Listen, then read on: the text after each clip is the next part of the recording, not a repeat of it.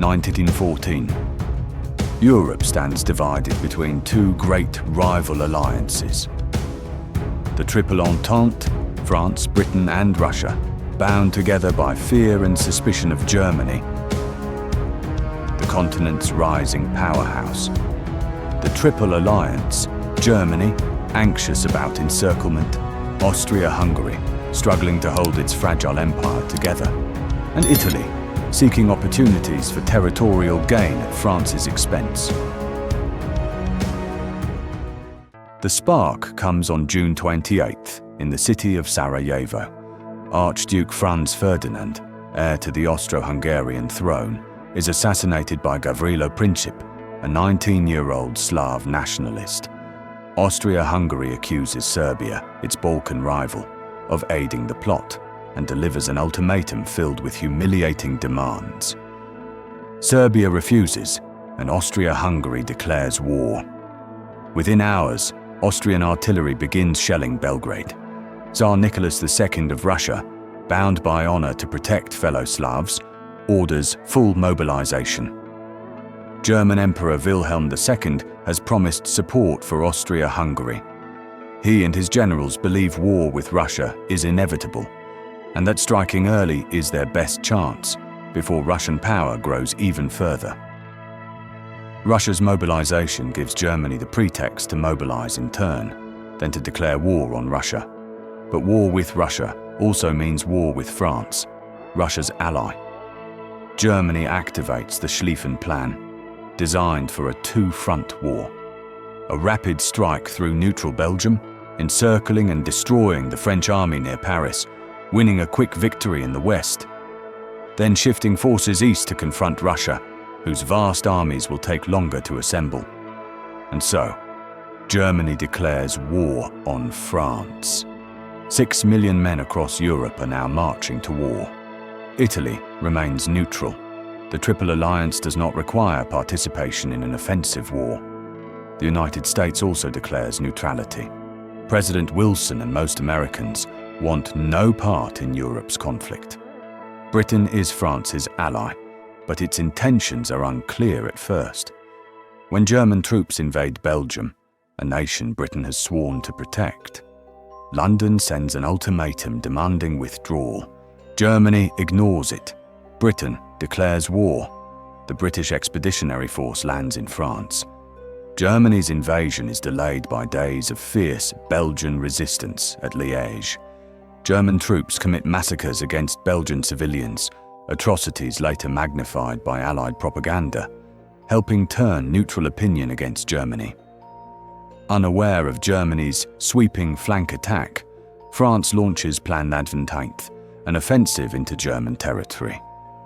But in the Battle of the Frontiers, they are driven back with enormous losses on both sides.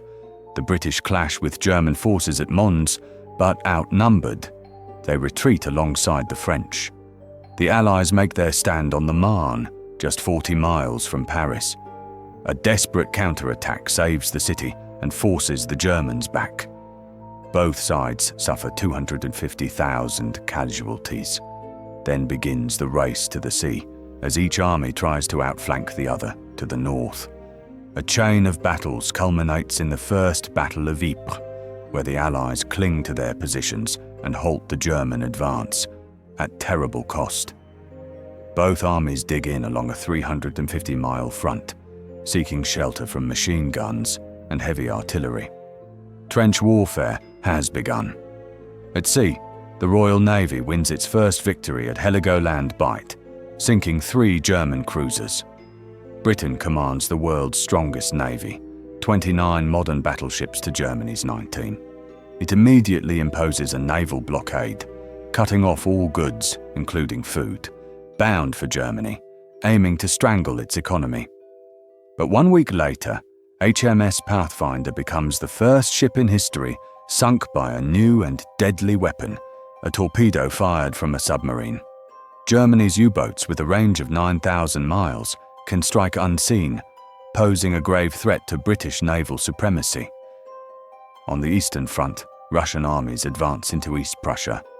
They stumble into disaster at Tannenberg, where General von Hindenburg and his chief of staff, Erich Ludendorff, crush a Russian army, capture 90,000 prisoners, and destroy the rest. The Russians worsen their own defeat by sending unencrypted radio messages. A second German victory at the Masurian Lakes forces Russia into retreat. In just 6 weeks, Russian losses approach 300,000. Meanwhile, Austria-Hungary's invasion of Serbia collapses in humiliation at the Battle of Kir. Its offensive against Russia also ends in catastrophe, with more than 300,000 casualties.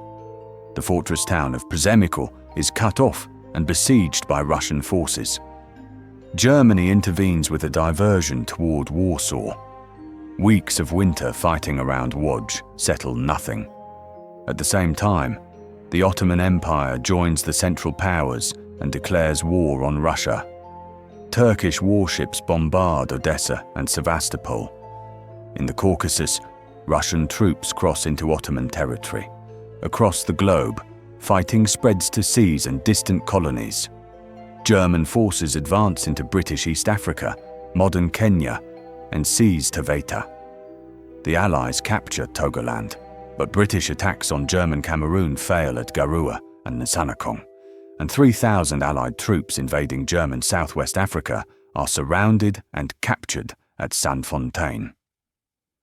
A month later, a British landing at Tanga ends in chaos and defeat against a far smaller German force led by Colonel von Lettow-Vorbeck.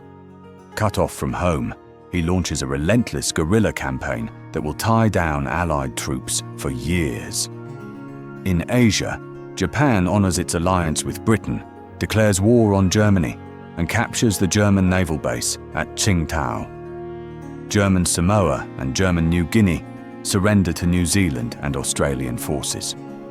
But in the Pacific, off the coast of Chile, Admiral von Spee's East Asia Squadron sinks 2 British cruisers at the Battle of Coronel, killing their entire crews.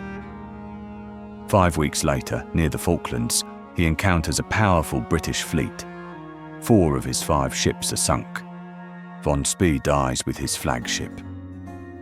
In the Middle East, British troops seize Basra, securing access to Persian oil, vital fuel for the Royal Navy. By winter, Austria-Hungary finally captures Belgrade, only to be driven back again by a Serbian counterattack. The fighting in Serbia costs each side nearly 200,000 casualties. In the North Sea, German warships bombard the British towns of Hartlepool, Whitby, and Scarborough, killing more than 100 civilians. On the Western Front, France launches its first major attack on German lines at the First Battle of Champagne, gaining little at the cost of 90,000 casualties. In the Caucasus, an Ottoman winter offensive across the mountains ends in disaster at Sarıkamış, where 60,000 Turkish soldiers die, most from the cold. And on the Western Front, the first Christmas of the war is marked in several sectors by brief truces and impromptu football matches played in no man's land. 1914 closed with Europe engulfed in chaos, trenches carved into the earth, empires bleeding, and no end in sight. But this was only the beginning. The battles to come would be larger, darker, and far more costly than anything the world had ever known. Verdun, the Somme, Gallipoli, names that would soon become symbols of sacrifice and of a generation lost. If you want to follow this story as it unfolds, the decisions, the battles, and the turning points that shaped our modern world, make sure to like this video and subscribe to the channel. A new chapter of World War I is coming, and you won't want to miss what happens next.